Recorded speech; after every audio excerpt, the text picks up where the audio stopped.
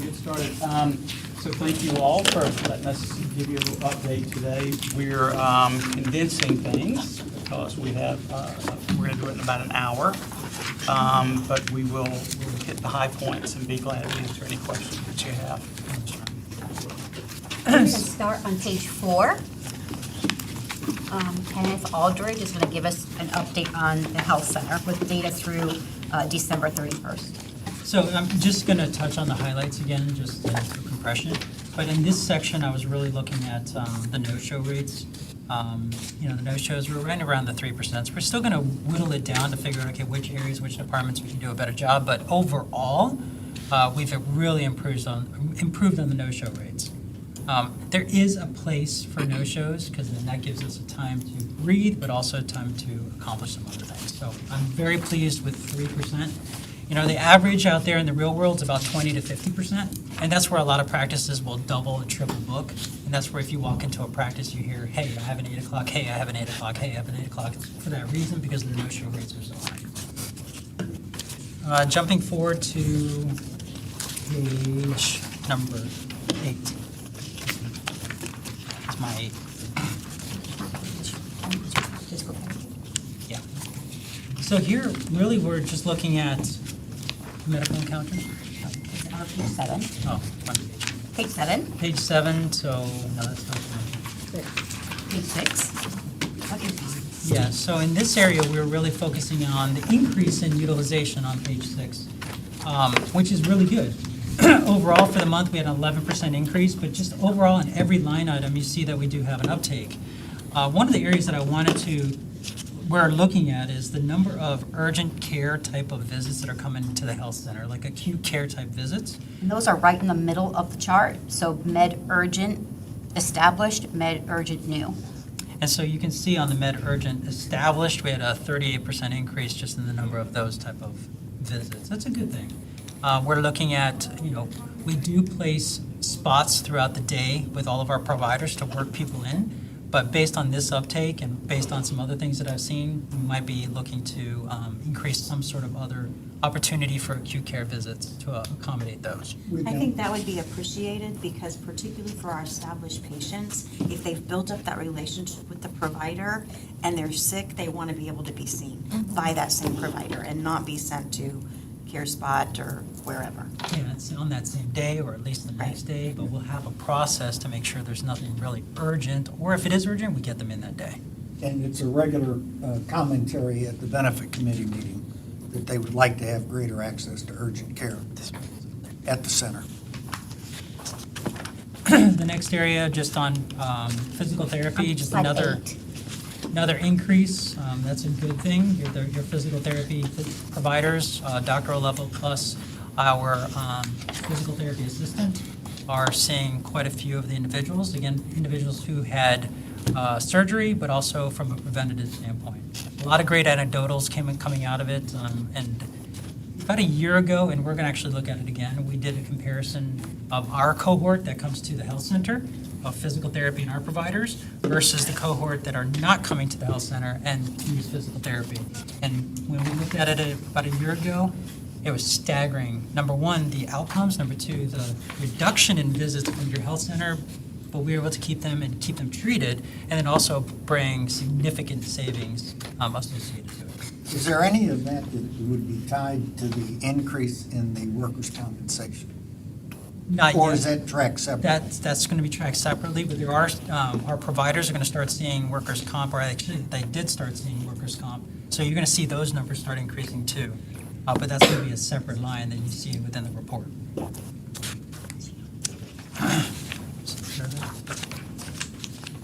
And on just a continuation, you Slide see 11.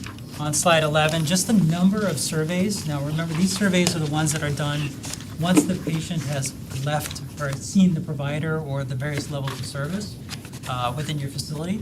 And we're tracking at a 4.88, which is outstanding. And we had over 524 surveys that were actually returned. One of the things that we talked about the last time was our mobile dermatology, and I wanted to thank everybody here. Slide 12. We knew that our population is not only at Rosen but also here. We're not getting the skin screening, And I'm torn, but I'm proud to say that you guys just saved a life. We found a cancer on one of your events, just one. We had our second event. Because the population saw the value of this, they flooded. Lauren and Latasha were flooded with the number of requests for this, that we added a day on Friday. We're adding a day in spring break, and then we're going to continue to add days. So we've only done one event, or two events. The one on Friday, we're still waiting on 5 biopsies to come back. At the Rosen, we've only done 3. We found 10 precancers and 3 cancers. So you guys did a great job allowing us to bring this in to save your population. Do you have the enrollment numbers, like how many people came out? So 71 came out.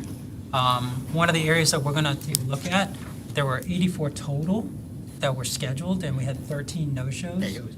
And we're still getting this rolling and getting the word out there, but then we'll attack those no-shows again for our partner to make sure that patients are getting what they Was need. this at the district or was this at a specific school? This was at the health center. Okay, The one on the 17th was at the health center too, right? And then we're doing one at the 5K, March 4th. They're going So to we had 71 visits in one day, or was that over like a There's period? several Those were providers two. in there.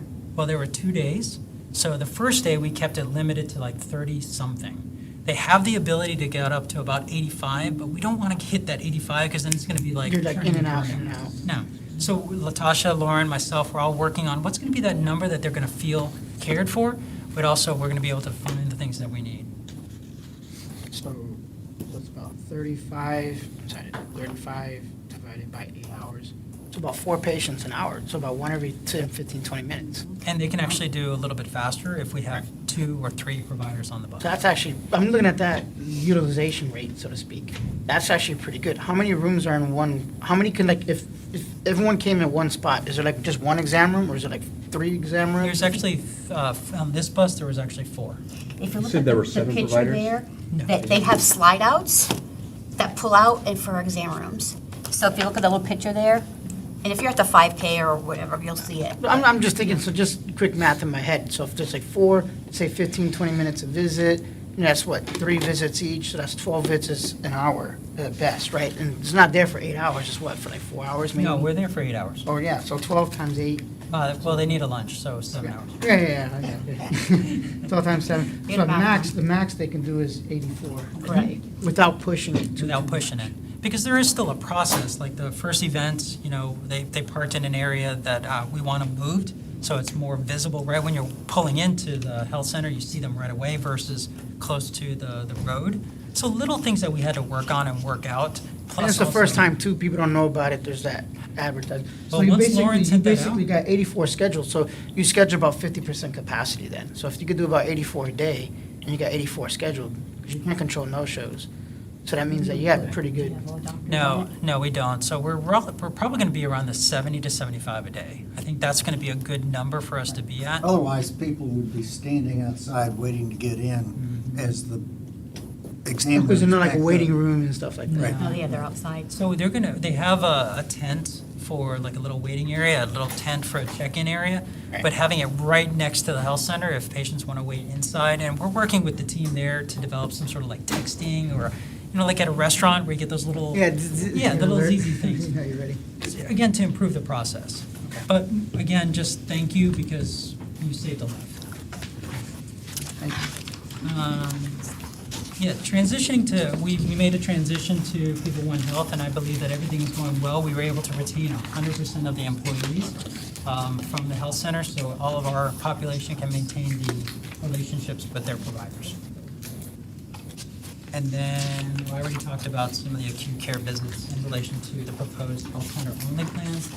We hear it pretty loud and clear from the benefits committee that they really want to have those type of acute care visits available, so we're working on it. Any other Very well. questions? 5 minutes. Questions for Very well. Kenneth on the health center? Correct, this is a priority of mine. I know for the board, we talked about this before as a priority, legislatively too. On our page 6, the mental health numbers here, I saw that was an uptick on the beginning of last year, and it's going down some. Is that mental health, is this for employee only or employee plus family? That's these numbers? It's gonna be a combination of everybody, so it's a Okay. visit. I just didn't, because it, like the number, I don't know if this is like youth we're seeing that has this, or if this is the adult that's, just So, curious. great question. I actually talked to our mental health therapist, and she was talking about a high school student, not a student, but it was the son of one of your teachers, that she was able to help them get back to school and get integrated back in. So it is the younger population plus the adult It's population. employees and any of their dependents that could go. And this doesn't include those who are going to take advantage of our EAP system. This Thank is you. above and beyond. Or independent counsel too.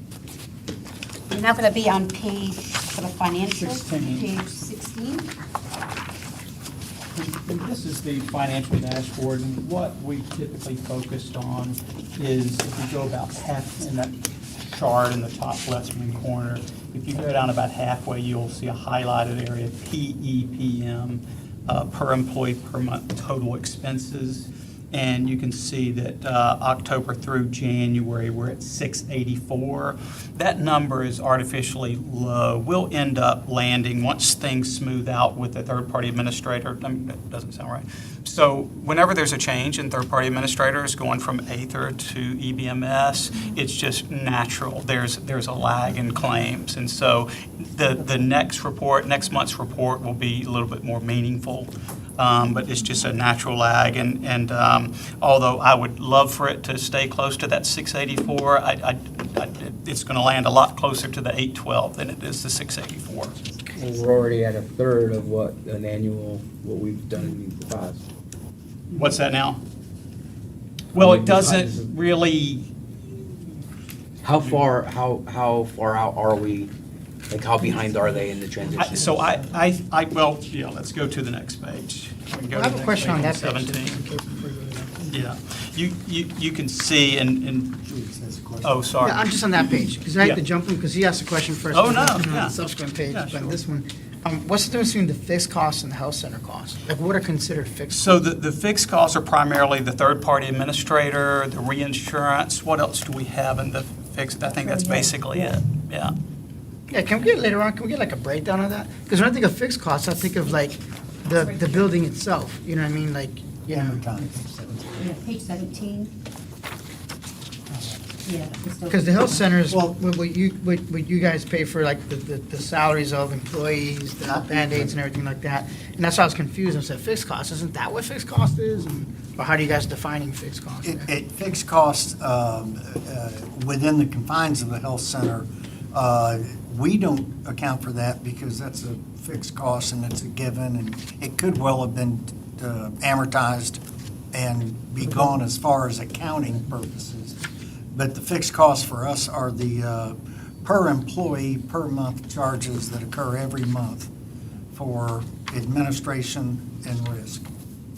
Yeah, I can yeah, if they don't give you do it. a breakout. I can put it as a asterisk and let you know what that Because is. it's real clear here, it says medical claims, that's prescription claims, that's the center of the fixed costs. But you're right, there is no amortization of capital equipment or buildings and stuff like that. Yeah, accounted buy for. chairs. I can do a and- little legend for you that tells you what's in each category. All right, I don't The want board owns the health center, the capital piece, the building and the equipment. No, I understand that. I just want to see how much of it we're spending on each category, because it Okay. says fixed costs. I understand. Because we don't keep buying it over and over again. You know, after a while, you expect that fixed cost to kind of go down. No, but you understand why it's not in here, right? If they just said. Your fixed costs, though, are not related to the health center. The health center costs are one thing.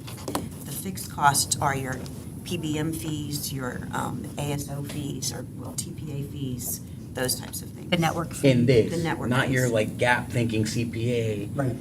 What the fixed costs here, not like fixed costs what you would see on a balance sheet. So then where is that money then? Where Like did the it come things from? that when we actually pay to go there, like the exam tables, the chairs and things like that, the things that we pay to maintain it. Disney actually The financial- donated exam Dr. Pace asked us to tables. update that. Started with the health center, Actual This- building, Yeah. bought the building and bought all the equipment and stuff, that's capitalized on the balance sheet, which you're not seeing here in terms of the operations. That's all sitting on the balance sheet as assets, fixed assets. It's in yellow. It's It doesn't count towards their operation.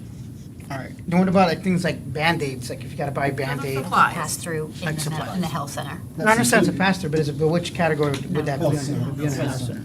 Any- The fixed cost is to running the plan, so it'd be the third-party administrator, it'd be our stop-loss insurance, our network fee that we pay, our PBM, and our Sky Seal comes out of the PBM. But I'll build a legend for you, Yeah, okay. and that will have all of the categories of what's in there, if that will be helpful. And if you'll stay on that page, I just noticed a mistake. We've updated to 4 months, and it shows 3 months there, so. The yellow is correct, it's the below the yellow is not correct. Yeah. So there are 4 months there, October, November, December.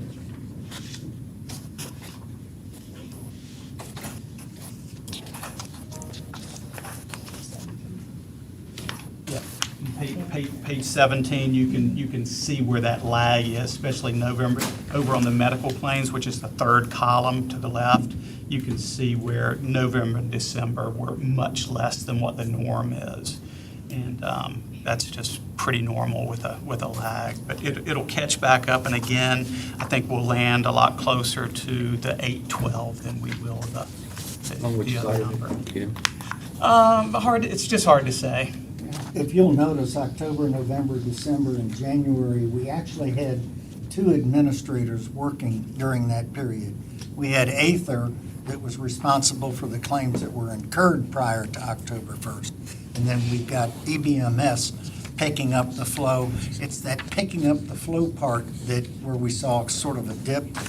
The $4 million in October was 100% from Ather because the new administrator was still pending and manually auditing every claim to make sure their systems were accurate. Then in November, we had a noticeable fall off from Ather, but the beginning of a pickup from EBMS. And that continued. And in January, we had $400,000 worth of claims processed that were incurred prior to October 1st. And the rest of it was current activity.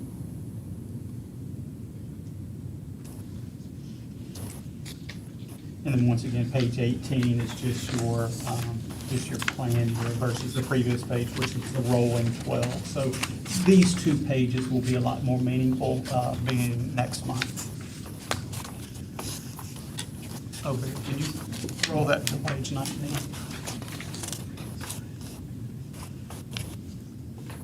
Okay, Carolyn. Here you go. Yeah, so I just want to explain, so on here, you'll see the box of yellow, which is really the total costs, and, I think Carolyn's back on page 18. I'm sorry, in back, you'll see the expenses, so that's where money going out, money going in, those are the 2 numbers there.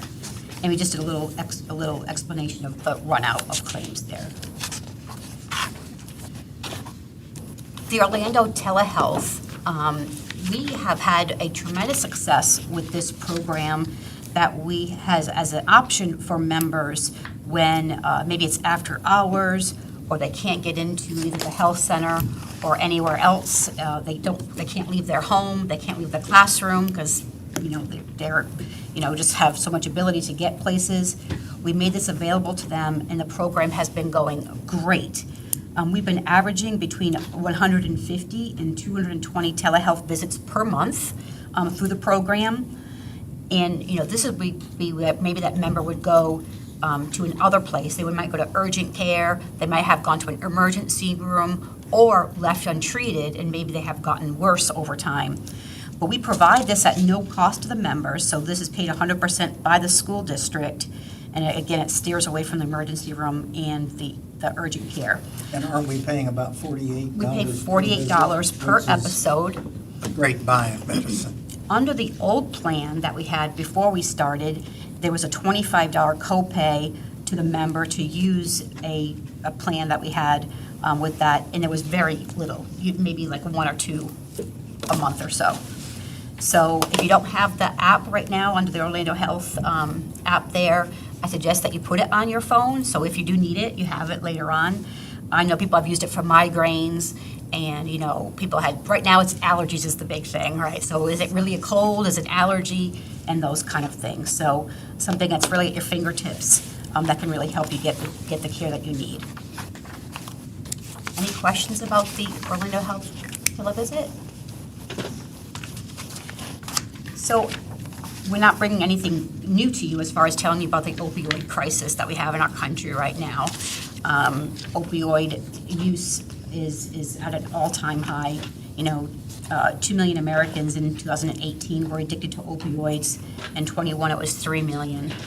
And when we talk about people that have opioid addiction, there's a stigma that people sometimes think about that, but often the people that are on these or prescribed these is from an episode of care where they had pain, or could be perceived pain. So maybe that a surgical procedure or even a dental procedure, and the habit has been the doctor just writes a prescription for that pain medicine, and addiction can start in as little as 3 days. So 3 days. So we tell everybody, if you're gonna go have your wisdom teeth out, take Tylenol, don't take the prescription, because often it'll be right in the bag with your take-home stuff.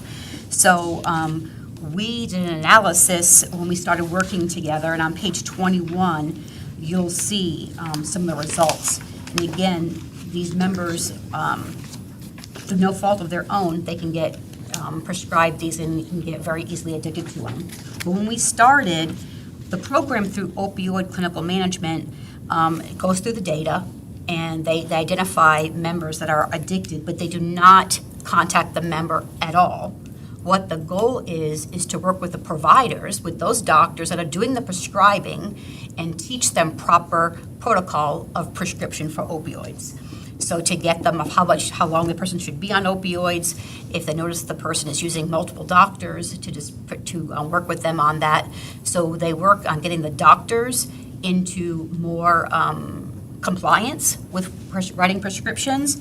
So after our first year, you'll see we went from 371 members that had trends of opioid addiction.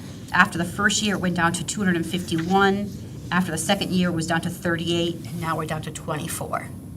So when we do things like that, that's life-changing, because opioid addiction, I'm sure you've seen it in movies and on the news, it is not a pretty thing.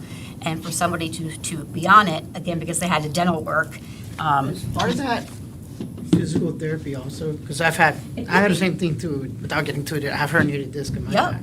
So if a doctor wrote you a I could be taking pills all prescription day, for. But until I started actually doing physical therapy and start stretching, it actually provided more long-term relief Yeah. than the actual pill ever did. And so to educating, but sometimes the doctors are so quick to write that prescription, everybody wants the quick pill, but getting out to members that, you can do it without the quick pill through physical therapy, or there is proof that sometimes a little bit of pain is actually good for the body to recover from itself. We don't want them to really go through a lot of pain, but, Because we do have the physical therapists on site, right? When I walk through, we have acupuncture, so that's something that we can kind of lean towards too. Not just say, hey, don't just stop giving a pill. Yeah. I want them to say, hey, Dad, come into the health center.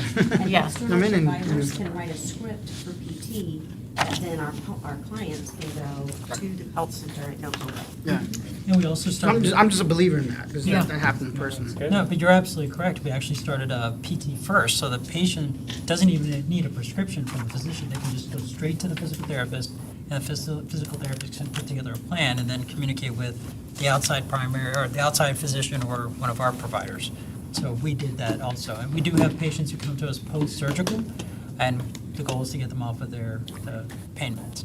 As Carolyn pointed out, the ripple effect of opioid use, not only on your body, but on your ability to interact in a classroom or what have you, is enormous. So again, the board should be complimented for focusing on this in such a proactive way.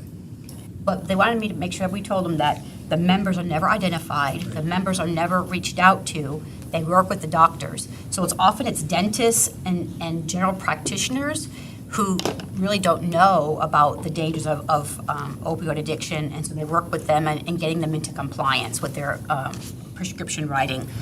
But they also wanted me to say is that if somebody needed a prescription for opioid, they would never decline their prescription. So if somebody truly is in pain, they will never decline their prescription for it. So it's kind of train the trainer, as you're keeping doctors in line with their prescription habits.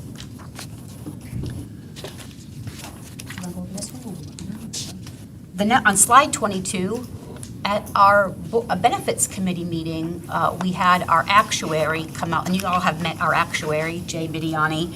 We had to review some claims and some data on the school districts, so they had a better understanding of where we've been and where we're going. On slide 22 is a claim experience as far as the dollars go back from September of 20 until December of 22. And you can see, the light line is the actual number, but the thicker line is really just kind of showing the trend. The trend is going down. So when you hear throughout, all your people throughout the country about healthcare, rate of inflation, healthcare inflation going up, and we are bucking the trend still. So our benefits are better, we've made better benefits better, and we're declining our trend. The next slide, on slide 23, is the per employee per month cost of that. So again, similar trend going down.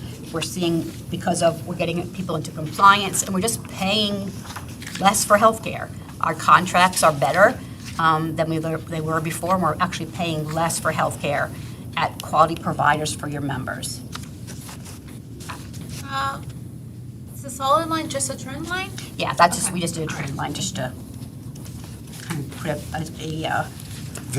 visual for the EKG one.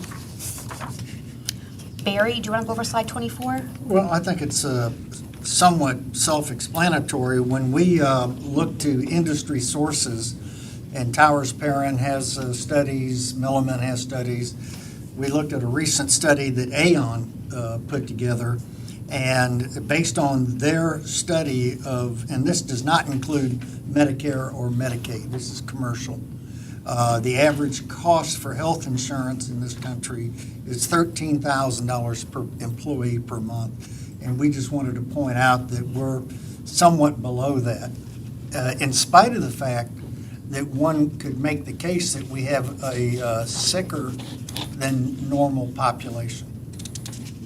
Per year, sorry that the top says per month, it's actually annual cost. Yes, correct. Is this just contributions from employer, or are there other factors in that number? Gross cost, total, yeah. What the employee spends to use the plan, what the employer spends to pay the claims and run the plan, total all-in costs is that. And one of the things I think gets hidden, because our numbers track the employer's cost, but our data also looks at the out-of-pocket costs for members, represented by co-pays and deductibles and co-insurance. And we cut that in half from where it was when we started, saving the teachers and the bus drivers and the cafeteria staff, custodial, $4 million a year. And medical burden. And it's not just the medical burden, but freeing up so that they feel better and can more economically seek services. I mean, let's remember when we first took over, we had our population that couldn't afford to get even an ultrasound. Right. And we,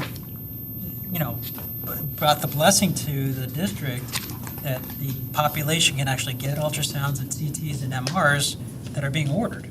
If we can't get the diagnostics, we can't help that individual, makes our jobs even harder, but also prevents us from finding the things that we can impact earlier and ultimately save the patient's life and ultimately save the district money. Quality of life. I tell people, we work so hard during our working years, and it'd be horrible if you didn't maintain your health and then you retire and then you don't have many years of retirement to enjoy. So we want to keep them healthy so they can enjoy their retirement, right? On slide 25 is the benefits committee asked us about actuarial value, how to calculate that, because in our presentation, Jamie Mediati talked about our two plans and how they were calculated as far as actuarial value. So on this slide, I show you where the value can be calculated, and this is just a snapshot of all the things that go into calculating that value. So all the values are given a metallic number, ranging from bronze, silver, gold, and then platinum. Kind of like the Olympics, but we have a platinum for the Olympics. On page 26, you'll see where the calculation is described for the Essentials plan is a .838, and for the Advantage plan is a .866. And that brings the school district of Osceola County at a gold level for both of your plans. I think it's important that you recognize and are aware of this when someone wants to compare what you're doing compared to another district or another area of industry. You have very rich plans compared to general population. We knew that we had a limited time for today, so that's what we brought for today. If there are any things you want to go over, again, with slides or have questions, we welcome them. Oh, yes. Do you want to go over any questions from this first? What are the data points that are being taken into account for the, I guess, the Actuarial value. So it goes over everything from how much co-pays are, how much their out-of-pockets are, how much their deductible is. So you can see here, again, it's just a quick snapshot of a screen that I took for you just to kind of get a picture of what it looked like. Is the deductible integrated or not? Is there a separate deductible for medical versus pharmacy? And all of those kind of things. So if you want to take a look at it, you can see there, but it's a lot of little details that we go through and click on yes or not, or put the value in there and it will tell us what it calculates from. This is all from the Affordable Care Act when they would assign the metal assigned to each category, each plan. Certainly friendly to the pocketbook of the end user.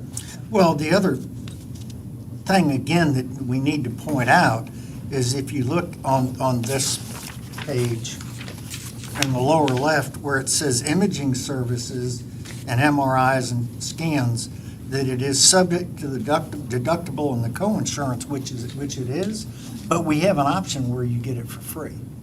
So this really is underscoring our Correct. plan if it is properly used by the member. So.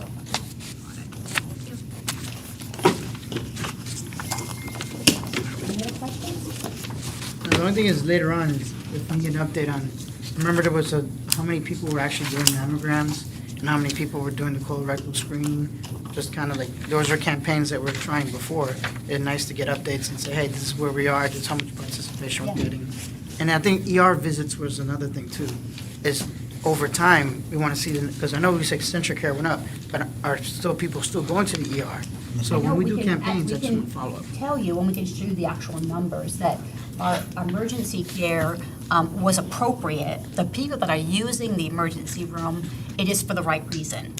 So we're not getting a lot of those reports that say they should have gone somewhere else because, what they went for the ER for, it was appropriate. And so we were happy with I know the that. presentation. Put a number on it. It's just, those are things Yeah. just kind of we could track over time, say, hey, look, guys, this is how we're doing with number of ER visits, this number of mammograms. Correct. Colorectal screenings. Yep. Just kind of keep track of it, because we spoke about it before. That data is readily available. We'll format it and get it to you.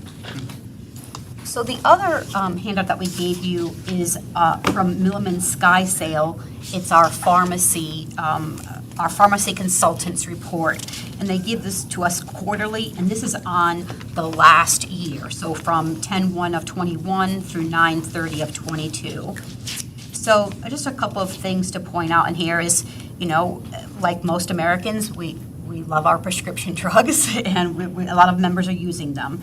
So we have more than ever. What that tells us, though, is that members are engaged, they're going to the doctor, and now they're getting the prescriptions that they need. Often we heard before that the members could not afford their prescriptions, and they were not seeking care, so they are using the plan appropriately.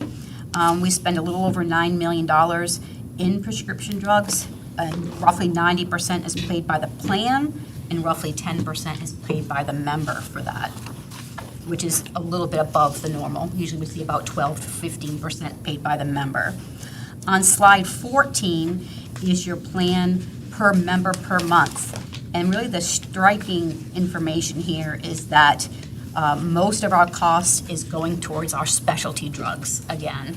So our specialty drugs versus our non-specialty per member per month. So again, how much we're spending per month, per member per month. There are not a lot of people taking specialty, but the costs are so much more for that. On page 5, you'll see is your net prescription count, and that's where you'll see it there. 0.8% of the number of drugs prescribed are specialty drugs, but we're spending almost half of the per member per month cost is for those. So very, very expensive drugs. You think about those people there.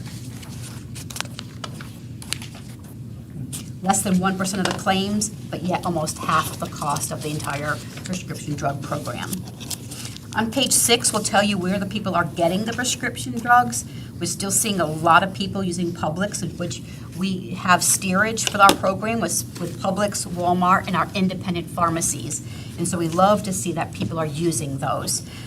There is a disincentive to use the Walgreens or CVS, and people are still loyal to those programs, but that's fine. But they do pay a higher copay when they use those facilities. And this doesn't take into account the pharmacy that we've opened Yep, at so the health center. pretty soon we'll be able to report on our independent costs, and we hopefully we can get it broken out to our on-site pharmacy that we have Now, opened up under. once we stand ours up, the own health site pharmacy, can we? It is up. Oh, it is up, So we okay. did a soft opening during the winter break, and then we just started advertising really last week for everybody that they were. Now, do we contact do we have like a list of providers? Because most of the employees have like their common physicians they use. Do we talk to those physicians too? Because when they write the script, they can say, this is where you pick it up a lot of times, you know what I mean? If we can encourage them to say, hey, by the way, your health center's open, you know, you may want to And try send it to over check out. electronically to Yeah, prescription. I mean, we can't steer too much, but I mean, but if they're not even educating the patients to let them know that, hey, our center's up, then they're just going to keep going to We the. want them using it because the members, when they use that independent pharmacy, and that's Prescriptions Unlimited is an independent pharmacy, their benefit is actually better for them. They get a better copay when they use that. Well, So but I think Julius's point is if we can communicate to the physician community that little extra nudge could send them our way. I'm making a note. We haven't of done a that. communication to the outside providers, but our employees have been sending in prescriptions from their outside providers already. On rodeo day, he got 140 new prescriptions alone. Nice. So it's slowly trickling up, and he's getting a lot of the name brand medications from outside providers. Doesn't Larson also deliver and everything else? I mean, why not It's just out go in- from one to one and provide them with, that's the option, or you can pay for it? I mean, we always have to have, whenever we mandate stuff, we always have to be, you know. well, I mean, because allow we them to- mandate so many things that are ridiculous, but in this case, you're providing a different situation where it's cheaper, the benefit is better, and he's making it more convenient. Of course, people want to go, like, there's a Walgreens at the entrance of my neighborhood, and I might be a little bit annoyed by it, but then you realize that they're gonna deliver it to my school, Yeah. Yeah. you know, I mean, that's not, it's as opposed to His- sending his- someone his to a different delivery cancer is a certain doctor. radius. So out of his St. Cloud location is completely different than what our health center pharmacy is. So the health center is within a 2-mile radius, he's not delivering. So if you're working at Gateway or Cypress, you're gonna have to come pick it up because it's not cost advantage for him. But then anything else is a $2 delivery fee, and he'll go to Poinciana for $2 if you have 10 prescriptions. We just don't want to deliver opioids or anything, controlled substances to schools, so he works with the patient to make sure we're delivering it to the proper place.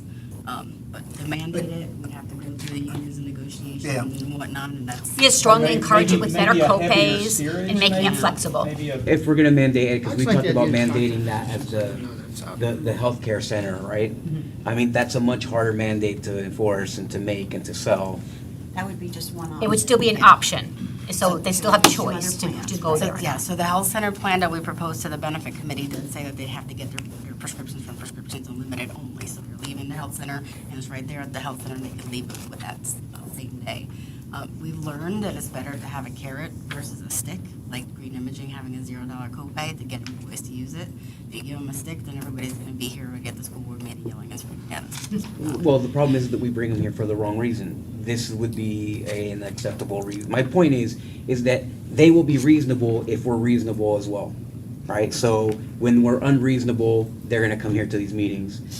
This necessarily wouldn't be unreasonable right? As from all perspectives. I mean, I'm just saying this might be something that's easy for whether it be the union or the teachers in general. I'll bring it up to the benefit committee at the next meeting if you'd like and see what their thoughts are. My only drawback would be that we don't have 24-hour coverage, and there's sometimes you need to get a prescription. Yeah, that's a good point. Yeah. And so just love their EVS or Walgreens, so, so they pay a little bit more for their copay, and maybe we can do a different thing that it's even more of a copay advantage to use, I know we've been doing some like breaks like the first months or so. But it is interesting, if milk was $10 a gallon at Walgreens, they wouldn't be going to Walgreens, would they? Well, I mean, some people do, right? But it's because you have to at that moment. Yeah. So if Publix is closed, you might run into Walgreens at the last minute. Yeah. But certainly, I mean, only a fool's gonna go there on a weekly But basis. hopefully that's the outlier. Yeah, Yeah. yeah. That's why I want to try to educate the physicians, let them know and say, hey, when you write the script, Yeah. hopefully they're not getting a kickback on the scripts. Yeah, and hopefully that we have I some. mean, I don't know, is that legal, or, you know what I mean, if they go to Walgreens, is Walgreens kicking them back something Oh. for the script, right? Google. Most of the providers are they are gonna ask the patient, where do you wanna take it? Yep. They don't have the time, unfortunately, to spend, hey, you should go to the Walmarts or the Prescriptions Unlimited. We've lost, and I was gonna talk about this, we've lost 20% of our healthcare workers because of COVID. We're looking at burnout rates across the nation and increased suicide rates. And so when we get some of those articles, I'll share them because we're heading for some tough times. So I think the biggest thing then is just educating our employers who are Yes. using it to know we've got this Correct. option Yeah. for your pharmaceuticals. And- Because it is a question that is asked, where do you want to pick Well, up and we your have people that have dependents in, maybe they're in college or something like that, so we have to have more options than just that for them. So we started out, Latasha and her team, this past week with emails, they've done text messages, and we have an app with Explain My Benefits, so it does a notification as well. Have the flyers in English and Spanish to go out to the ones that don't have access to email. So we're trying to do as much as. To like Yeah. Publix as Yeah. opposed to, 'cause it used to be the predominant place to get drugs was Walgreens and CVS. Yeah. Yep. Not, yeah. And Walmart, we have to also recognize that not everybody has a transportation available. Right. So sometimes they're gonna go grocery shopping to Walmart, and they're gonna get everything there. So we wanna keep things like that too, because they might take the bus there, so, The good you know. news is 54% going to Publix, 11% Walgreens. Yeah. But if we could do more education, we could continue to. And as widen that. the what we call it water cooler talk, as people talk about, you spend less at so-and-so.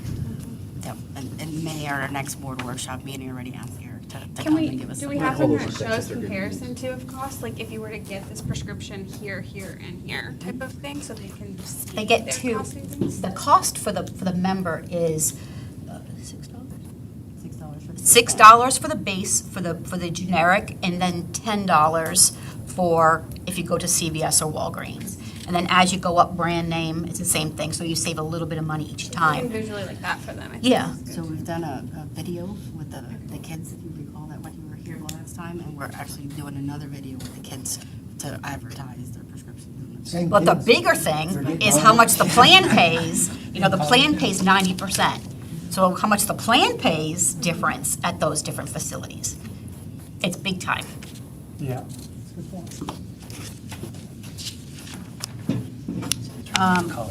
Yeah. Specialty rate drug performance, so again, those high-cost drugs here, just to break out that, the three highest specialty drugs that we have are Humira, Stelara, and Skyrizi, and most of those you see commercials for on TV. That always helps us. Again, high-cost drugs, and I know Humira is coming to a biosimilar soon, so we might be doing some work with that to get our people that are with rheumatoid arthritis or Crohn's disease on a biosimilar that might be able to help them and save both of us and them some money.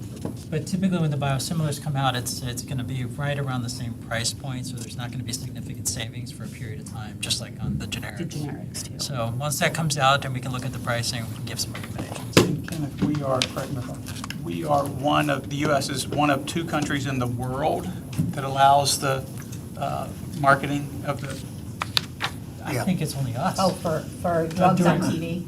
Yeah, it's called Yeah. direct-to-consumer marketing, and it's a $6 billion industry. Yeah, It needs to it's, stop. If you remember back in the day, if any of you watched Mad Men, that they used to have cigarette commercials on TV, and then that stopped.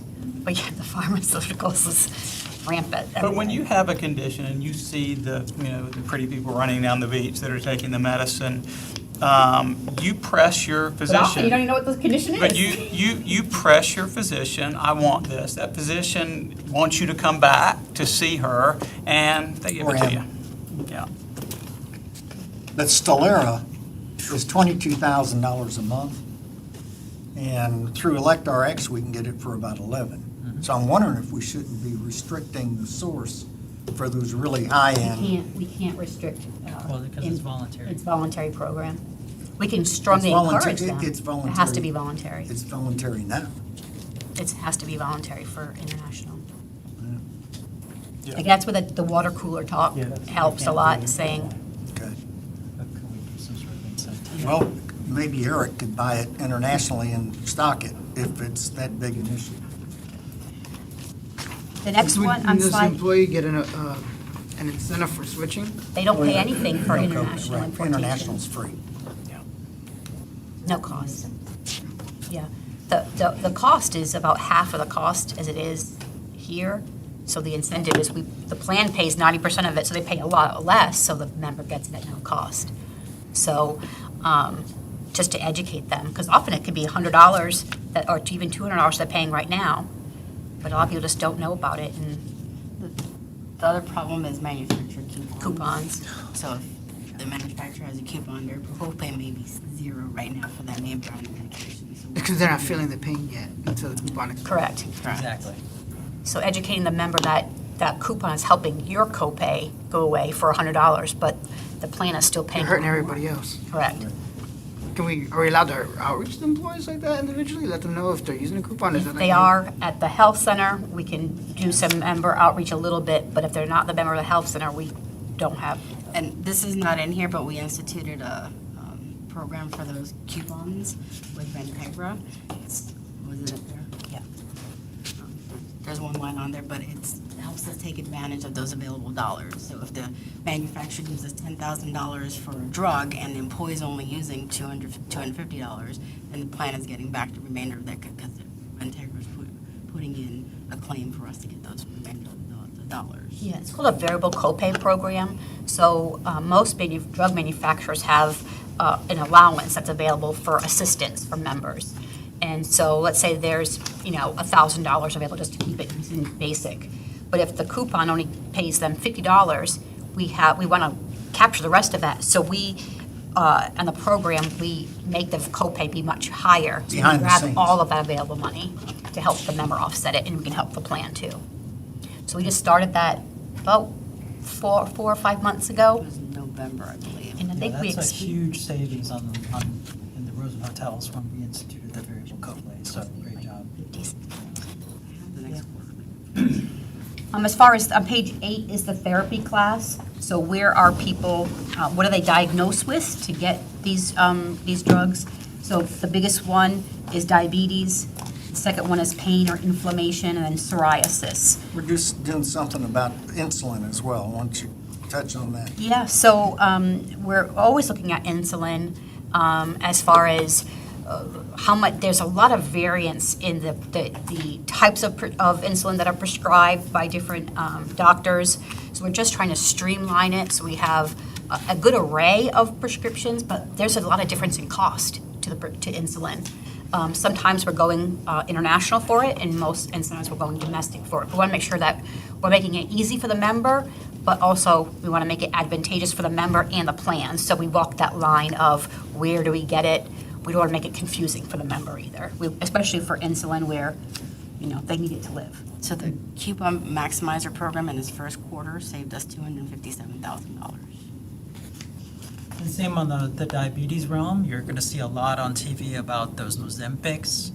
Those are called GLP-1s, and those are doing a great job for the diabetic population, but it's also impacting weight loss, and a lot of people are using it for weight loss. But from a GLP-1 use on diabetes, it's the right drug, but it is expensive. from the health center perspective, they're trying to move people to the international pharmacy because you're saving around $800 to $900 a month per patient on the Ozempic. Amazing how our country subsidizes the rest of the world Yep. with what we pay for pharmaceuticals. Yep. The discounts on the next, again, where we're getting the retail 30, we don't have a mail order program. We consciously did not do a mail order program. It's kind of a situation where we allow the person to get 90-day supply, but at the retail pharmacy, not through mail order. Mail order program is something that has been talked about a lot over history. It come to find out, it really is not cost sharing, helping the member as much as helping the pharmaceutical companies and the pharmacy benefit managers. So we want them to have it if they need it, but they just need to get it at the retail pharmacy, not through mail order. That was one of the big mistakes when I first started with Rosen. Everyone tell you about it, it's great. So I looked at the utilization on the mail order program, and we moved that ship and moved everybody over to the mail order program, and then we recognized that the savings wasn't as significant as creating way back when, the 90-day at the retail, and that's where you're saving the big money. If you've ever had mail order for pharmacy before, try turning it off. Very difficult to turn it off, and so that prescription just keeps on coming to your house, and it gets charged to the plan. And so it's very difficult to change or to turn it off. So that's why we said if you need it, you can still get it, but you need to go to a retail pharmacy for it. And on page 10 is just some highlights about our plan is still overperforming, and we love that, by about $806,000. So compared to how we did under the previous This is year. specific to pharmacy. Mhm. Yeah. Our utilization for international keeps on increasing for us. We did take off a couple of drugs that had low value, and we took those off, and nobody is using those, so thank you for that. And the last one is that variable copay coupon maximizer program that Lauren just reported, $257,000 for the first quarter. So perhaps if that duplicates, it might be at $1 million. That was money on the table that was available, and then we just took advantage of it.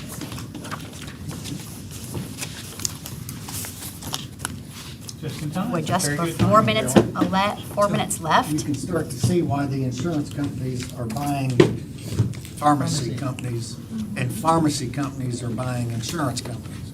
It's much more profitable under the pharmacy than on the medical side. They're making more money on the pharmacy. That's why CVS bought Aetna. Yeah, 80% of Cigna's profit is pharmacy. Yeah. Express Scripts. Just so many games in the pharmacy world, it's ridiculous. Do we have any additional No, questions? I appreciate the digging into all this data. It's helpful, so thank you. Appreciate it. Thanks for letting us. We could go on for days about it. We're such nerds about it. So if you ever have any questions, or you can always reach out to Lauren and her staff, or we can always find out for I you. do, and they're all very helpful, so thank you. Good. Appreciate it. It's a unique plan on purpose, Good to but. see all of you. Thank you. Thank you.